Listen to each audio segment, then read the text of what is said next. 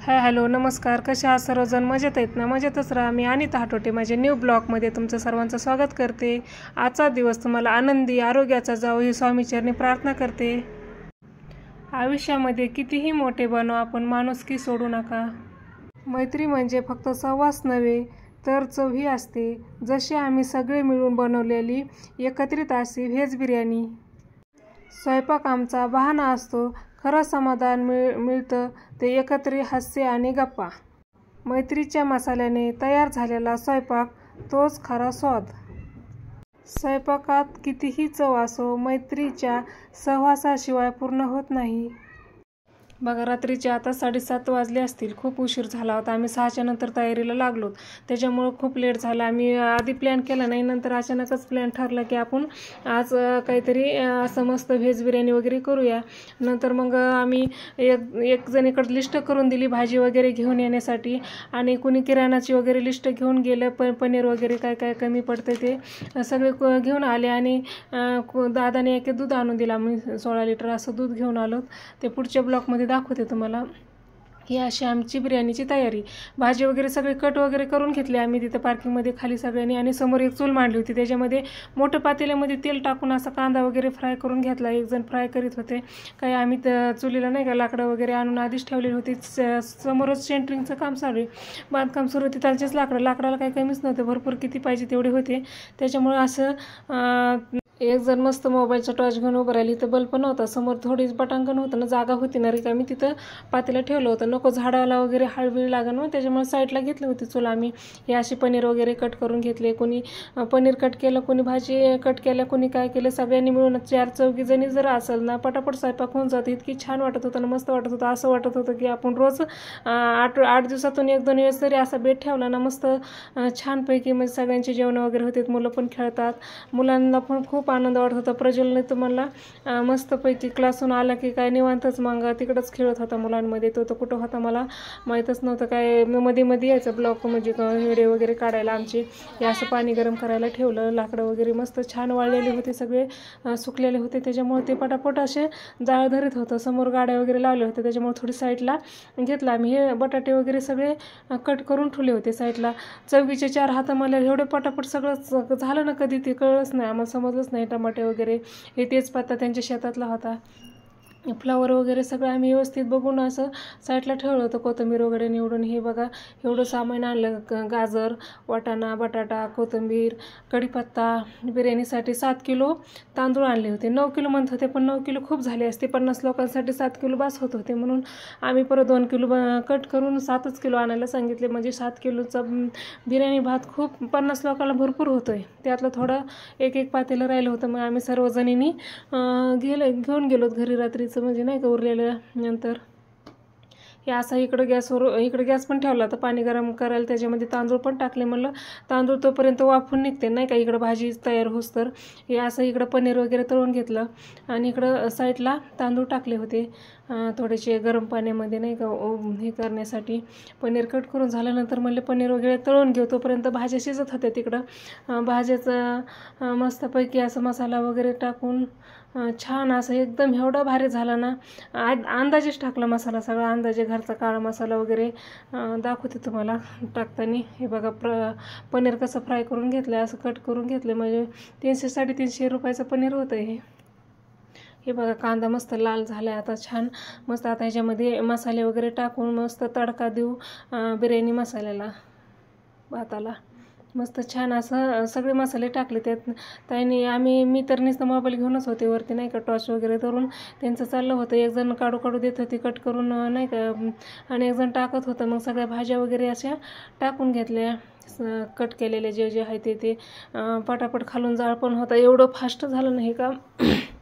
आपल्या घरी पण आपण कंटाळा येतो करायला. 2-3घाचा स्वयंपाक करायचं म्हटलं खूप कंटाळा. रात्रीचा तर स्वयंपाक मला नकोच वाटतो. सकाळचा मी करते बरोबर, सकाळचे डबे होतात, दुपारचा स्वयंपाक होतो, पण रात्रीचा खूप कंटाळा येतो. कारण की दिवसभर आपण उभेच असतो, सकाळ उठल्यापासून ते संध्याकाळपर्यंत. थोडा पण आराम नसतो. त्याच्यामुळे रात्रीच्या स्वयंपाकाचा खूप कंटाळा येतो मला. आणि रात्री आम्ही 7-7:30 वाजता हे बनवत होतो, तर काहीच वाटलं नाही. सगळे 4-5 जणी अशा सगळे आम्ही एकत्रितपणे हे मस्तपैकी अशी बिर्याणी करीत आहेत. बघा मसाले वगैरे टाकले त्याच्यात. काय काय खडे मसाले, विलायची काय आहे ते सगळं जेवढं साहित्य आणलं होतं ना तेवढं टाकलं त्याच्यामध्ये. मस्त भाज्या वगैरे टाकल्या. इतके पटकन फ्राय झाले ना, त्या चारी बाजूनी जाळ चालत होता.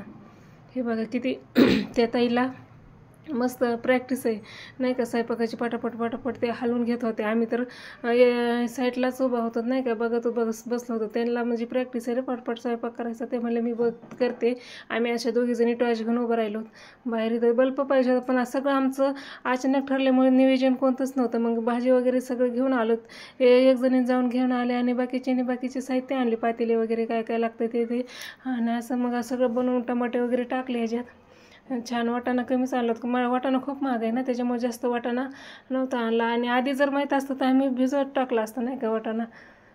पण छान झाले मस्तपैकी. असा कार्यक्रम कधीतरी म्हणजे सगळे एकत्रित आल्यानंतर छान वाटतं असा कार्यक्रम करायचे. घरचा मसाला टाकला, काळा मसाला 1 वाटी भरून टाकला आणि बाकीची बिर्याणी मसाला काय काय असतं ते टाकलं त्याच्यामध्ये आधीच.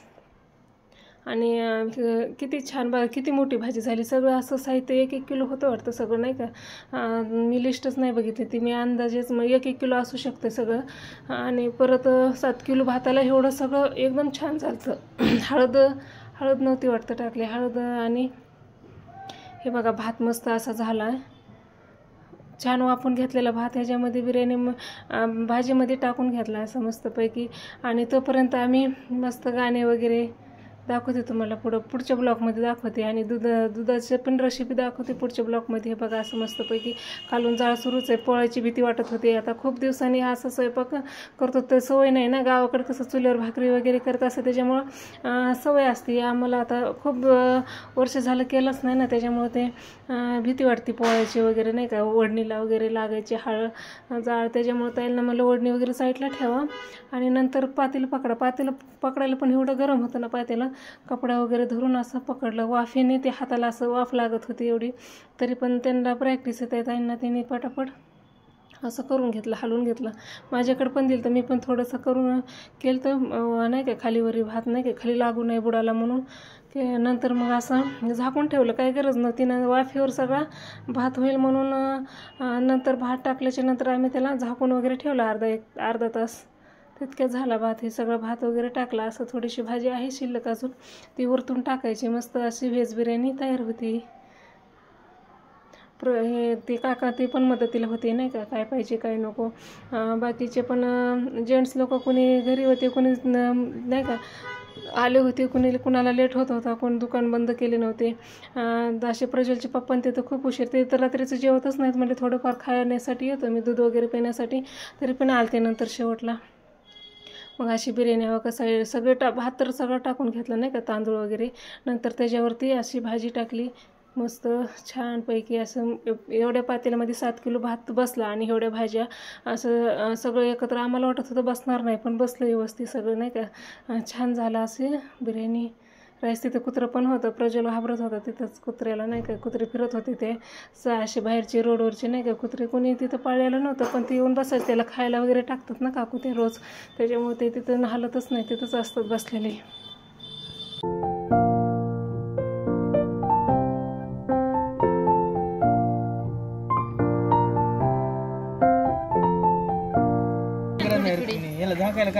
हाय की झाकण आहे, सगळी टाका.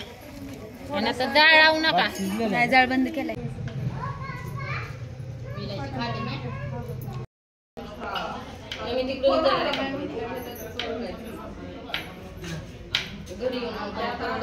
दीदीला सांगायचं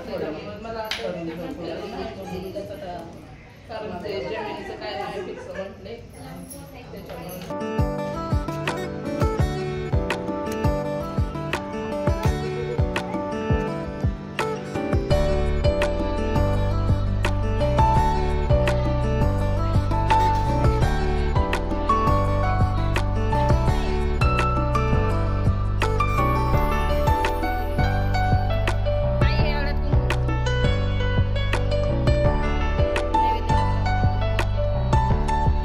हे बघा आमचा झाला प्रसाद तयार. प्रसादाला हळदी कुंकू लावून घेतलं. दूध राहिलं होतं तयार करायचं. नंतर झाल्याच्या नंतर म्हणलं ठेवूया एक ग्लासमध्ये नाही का प्रसाद म्हणून. हे सगळे मुलं वगैरे जेवायला बसले. त्यांना सकाळी स्कूल असते 7 वाजता, त्याच्यामुळे त्यांना आधी पहिलं वाढलं. म्हणलं तुम्ही जेवण वगैरे करून घ्या, भुका लागल्या होत्या सगळ्यांना. सगळ्याचा टायमिंग 8, 8:30, 9च्या टायमिंग असतो जेवण्याचा, पण आज खूप उशीर झाला होता. ह्यांना 11 वाजले जेवायला. करता करता खूपच उशीर. आम्ही लेटच तयारी सुरू केली ना, लवकरच करायला पाहिजे होती दुपारपासून. मग मुलं 7, 7:30, 8 वाजेपर्यंत जेवण झालं असतं मुलांचं. तर पण ह्यांना जागायचं पण होतं. प्रज्वल तर दुपारी झोप घेतली होती. ते म्हणलं मला रात्री 12 वाजेपर्यंत जागायचं, त्याच्यामुळे तो काय झोपणारच नव्हता. तो आमच्याबरोबरच जागा होता. मग तिकडं मुलं जेवत होते एका पार्किंगमध्ये लेडीज जेवत होते, एका पार्किंगमध्ये जेंट्स जेवत होते. सगळे सोबत जेवायला बसले होते. आम्ही म्हणलं तर आम्ही आपापल्या हाताने नाही का घेऊया जेवायला वाढून नाही का, हे सगळे सोबत. त्याच्यामुळे बसलोत लाईनने असं. सगळ्या जसं लागेल तसं, ज्याला जसं पाहिजे तसं ते घेत होते. मस्तपैकी मस्त मजात हसत खेळत असे आमचे जेवण झाले. तोपर्यंत दूध आटत होतं साईडला आणि आमचे जेवण होत होते इकडं. नंतर जेवणं वगैरे झाले. मस्त मजा मस्ती मस्तपैकी आम्ही दांड्या वगैरे गरबा वगैरे काय असेल ते खेळत राहिलं बघा. आजी पण होत्या, त्या पण खूप हौशी. त्यांनी पण गाणे वगैरे म्हणले, अभंग काय ते बोलले ते आपण त्यांच्यावर नाही का. हे आले सगळे, कुणी गाणे म्हणले, कुणी उखाणे घेतले, कुणी काय काय म्हणजे नाही का, ज्याला जसं येईल तसं त्यांनी त्यांच्या ह्याने म्हणल्या. टीचरने मस्तपैकी गाणं वगैरे म्हणल्या टीचर. हे बघा ओंकार हे सगळे जेवायला बसले तिकडच्या पार्किंगमध्ये, आम्ही पलीकडच्या पार्किंगमध्ये होतो.